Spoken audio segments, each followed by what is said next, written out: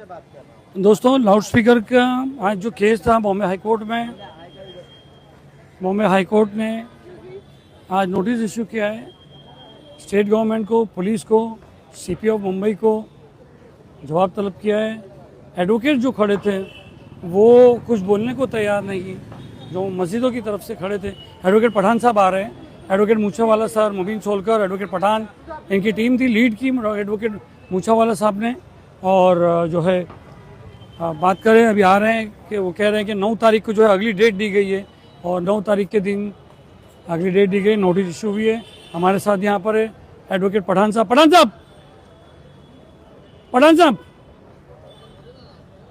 मैंने बताया था कि आपको कि आज हाई कोर्ट में जो पुलिस जो लाउड स्पीकर्स निकाल रही है, कुछ नोटिस के साथ, कुछ विदाउट नोटिस के साथ, कुछ फाइन के साथ, कुछ जोर ज़बरदस्ती के साथ निकाला जा रहा है, कुछ प्रेशर के साथ निकाला जा रहा है। इसको लेके आज तकरीबन काफ़ी 148 मस्जिद के जिनके ऊपर कार्रवाई हुई है वो आज कोर्ट में पहुंचे। आज रिट पिटीशन फाइल किया गया। एडवोकेट मूछावाला साहब, उनकी टीम थे, एडवोकेट पठान थे, एडवोकेट मुबीन सोलकर भी थे, लीड कर रहे थे एडवोकेट मूछावाला साहब, मगर उन्होंने कहा है कि वो 9 तारीख के बाद बात करेंगे जब नोटिस इशू किया गया है। सर, क्या मामला था, कौन कौन से लोग आए थे और क्यों आज कोर्ट में आए गए? देखिए, आज जो ये पिटीशन फाइल हुआ था उसमें जो 5 पिटिशनर थे वो पार्क साइड पुलिस स्टेशन के जुरिस्डिक्शन में उनकी वो मस्जिदें हैं। जो पार्क साइड विक्रोली, यस। तो वहाँ की ये 5 मस्जिदें थीं जिन्होंने आज हाई कोर्ट में अप्रोच किया, हाई कोर्ट में रिट पिटीशन फाइल किया। और आज ये फर्स्ट डेट ऑफ हियरिंग था, जो कि कोर्ट ने ओपनिंग आर्गुमेंट में ही सरकारी वकील से पूछा, क्या आपने जो नॉइज़ पोल्यूशन रेगुलेशंस के हिसाब से जो मेजरमेंट लेने चाहिए, जो नोटिसेस और जो गाइडलाइन फॉलो करनी चाहिए, क्या आपने वो की? तो उसके जवाब में सरकारी वकील ने ये कहा कि हमने सारी गाइडलाइंस को फॉलो किया है और प्रॉपर नोटिसेस इशू किए हैं, उसके बाद हमने कार्रवाई की है। तो उनका ये स्टेटमेंट कोर्ट ने रिकॉर्ड कर लिया है।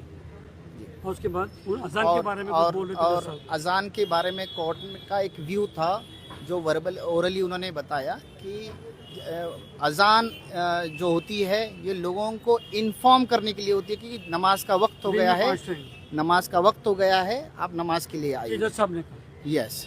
तो अगर आप उसको हटा देंगे तो कैसे वो अपना मैसेज लोगों तक पहुंचाएंगे कि नमाज का वक्त हो गया है। उन्होंने इसको कंपेयर करते हुए मंदिर का कहा गया कि जैसे लोग जाते हैं वहाँ पर। उन्होंने सरकारी वकील से पूछा कि क्या ये कार्रवाई सारी रिलीजियस प्लेसेस पे की है, तो उस पर सरकारी वकील का जवाब ये था कि हाँ, उन्होंने सारे रिलीजियस प्लेसेस पे ये जहाँ पे भी लाउड स्पीकर है लगा वहाँ पे उन्होंने ये कार्रवाइयाँ की। उसके बाद क्या हुआ? और रही बात उसके अलावा जो एक्शन जो लिए पुलिस ने, पेनाल्टी लगाई है इन पिटिशनर्स पे, जो 5000 जो होता है एज पर गाइडलाइंस, जो बिना कोई प्रोसिक्यूशन किए, बिना कोई केस, बिना कोई ट्रायल चलाते हुए ये पेनाल्टी लगाई है। तो कोर्ट ने उस पर ये बात कही है कि ये जब नोटिस जो पेनाल्टी है वो अगर इस पिटीशन का जो रिजल्ट आएगा उस पर बाद डिसाइड किया जाएगा कि ये पेनाल्टी उनको रिटर्न किया जाए या नहीं किया जाए। ये कोर्ट को ये बताया गया कि भोंगा मुक्त मुंबई, भोंगा मुक्त महाराष्ट्र एक कैंपेन के थ्रू ये किया गया है, एडवोकेट मूछावाला साहब ने बताया।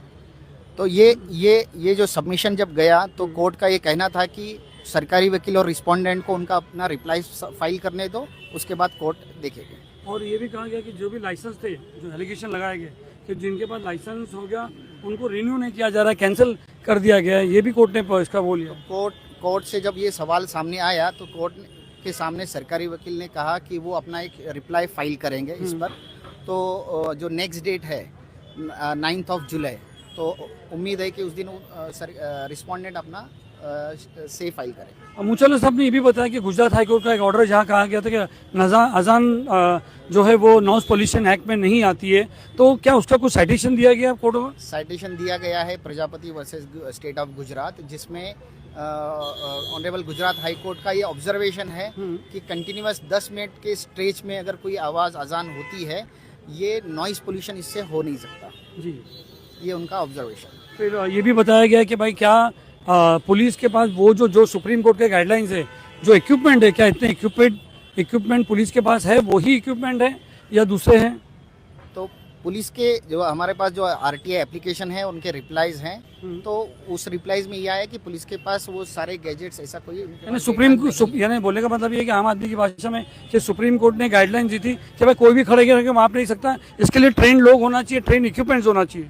यस, इस तरह के गाइडलाइंस हैं, बट वो गाइडलाइंस को फॉलो नहीं किया गया। जी, कोर्ट ने ये कहा कि ठीक है, अभी क्या समझा जाए, इस ऑर्डर को क्या समझा जाए और 9 तारीख को क्या हो जाए? ये ऑर्डर आज की एक ऑर्डर है, एक बहुत उम्मीद की किरण जागी है सारे कम्युनिटी और सारे पिटिशनर्स में कि जो पुलिस ने आर्बिट्ररी एक्शन और जो ड्यू प्रोसीजर को फॉलो नहीं किया गया है, और ये कोर्ट के सामने आता दिख रहा है, और ये फाइनली 9 जुलाई को और क्लैरिफाई हो जाएगा। ये तो वही लोग हैं जो गए कोर्ट में, जैसे 148 लोग हैं, दूसरे लोग हैं, समझो अगर कल से दूसरे लोग को होने लगा, ये वही लोग हैं जिनको फाइन मारा गया, एक प्रोसीजर नहीं फॉलो किया, मगर दूसरे पे अगर कल से पुलिस एक्शन लेती है तो क्या वो इस ऑर्डर से? इस पिटीशन में तकरीबन हमने 117 मस्जिद का रेफरेंसेस लिया है, जिनके डिटेल्स शेयर किए हैं। इसके अलावा और जो मस्जिद हैं या कोई ट्रस्टीज हैं जिनके साथ गलत हुआ है या वो चाहते हैं कि इस कोर्ट का दरवाज़ा खटखटाया जाए, रिट पिटीशन फाइल किया जाए, they are free to file. ठीक, सही है। दोस्तों बताऊं कि ये जो बात है, ये 148 लोगों के जो है पेटिशन फाइल की गई है, और उन लोगों को ही मतलब ये आए हुए कोर्ट के सामने कि हमारे साथ ऐसा ऐसा। बस आपको बता दें कि इनके पिटिशन्स के ये पूरे निकल चुके हैं, वो आए हुए हैं। अगर कोर्ट पुलिस अभी कर कहीं जाती है तो वो बात यहाँ पर कोर्ट उन्हीं की बात सुन रही है जो उनके पास आया हुआ है। अब ये क्लियर नहीं है कि ये पिटिशन से जो ये ऑर्डर निकला है तो ये लोग वही लोग रहेंगे जो दूसरे लोग जिनके पास पुलिस जाएगी वो क्या करें, ये कहीं पे भी एक क्लियरेंस फिलहाल तो नहीं मिला है। मगर अगर जो चाहते हैं कि अगर आप अपना कुछ सहायता करें तो इस टीम को कांटेक्ट करें और इनसे रिक्वायरमेंट लें। बेशक जो नोटिस इशू हुआ है, सीपी को इशू हुआ है, डीजी को इशू हुआ है, महाराष्ट्र गवर्नमेंट को इशू हुआ है इसके ऊपर कि आपने क्या क्या प्रॉपर गाइडलाइंस फॉलो की है, नहीं की है, क्या जो सुप्रीम कोर्ट के अभी तो सवाल सब उठेंगे, क्या जो सुप्रीम कोर्ट के गाइडलाइंस के थ्रू जो टेक्निकल जो बंदा है, जो ट्रेन बंदे हैं, क्या उन्होंने ही नॉइज पोल्यूशन का ये मेजरमेंट किया था, क्या वो इक्विपमेंट यूज़ भी है जो सुप्रीम कोर्ट के गाइडलाइन। ऐसा नहीं कि कोई गए ऐप लिया और यूज़ कर लिया, वैसा नहीं है। तो ये सारी गाइडलाइंस की जो बात है 9 तारीख को होगी। जो पुलिस का एक्शन है, पेनल्टी लगाई तो क्यों लगाई, सारी बातें जो है 9 तारीख को कोर्ट ने कहा है कि भाई सारा रिस्पोंडेंट लेके आप आइए। ये लोग आए हैं हमारे पास। जज साहब का जो कोर्ट में कहना था, यानी मैं आपको बता दूं, जज साहब पहले ही जो है कोई एडवोकेट भूचाला साहब कुछ बता सकते। जज साहब ने खुद ही पीपी से बात किया और उनको बताया, एक बात है कि अजान जब तक मैं समझता हूँ, जहाँ तक कोर्ट समझती है, वो दिन में 5 बार होती है और सिर्फ लोगों को बुलाने के लिए होती है। क्या ये नॉइज पोल्यूशन में क्या ये आता है क्या? और उन्होंने ये भी उदाहरण दिया, जिस तरह मंदिर में लोग जाते हैं, घंटी बजाते हैं, एक टाइम होता है। तो हाईकोर्ट में जो है अजान का मैटर था और हाईकोर्ट के जज ने खुद ही जो है पिटिशंस में ये बात की, क्या अजान जो है वो एक पोल्यूशन फैलाता है, क्योंकि दिन में 5 टाइम जो है वो सिर्फ नमाज के लिए बुलाता है। जिस तरह मंदिरों में लोग जाते हैं, खुद जज साहब ने अंदर पीपी से किया कि लोग घंटी बजा के प्रेयर टाइम्स बताते हैं, उसी तरह ये अजान है। कोर्ट को हाई कोर्ट को कितने लोगों पे पेनल्टी भी, ड्यू लॉ प्रोसेस फॉलो नहीं किया गया, ये सारी बातें की गई है। और इसमें बताया गया है कि कोर्ट ने ये पूरी चीज़ का नोट डाउन किया है और कहा गया कि नोटिस इशू किए। तो आप कह सकते हैं कि ये एडमिशन स्टेज पे है और स्टेज पे है, एडमिशन नहीं हुआ है। और अभी यहाँ पर जो है सारी जो है कैसे कार्रवाई क्यों की हुई, ये 9 तारीख को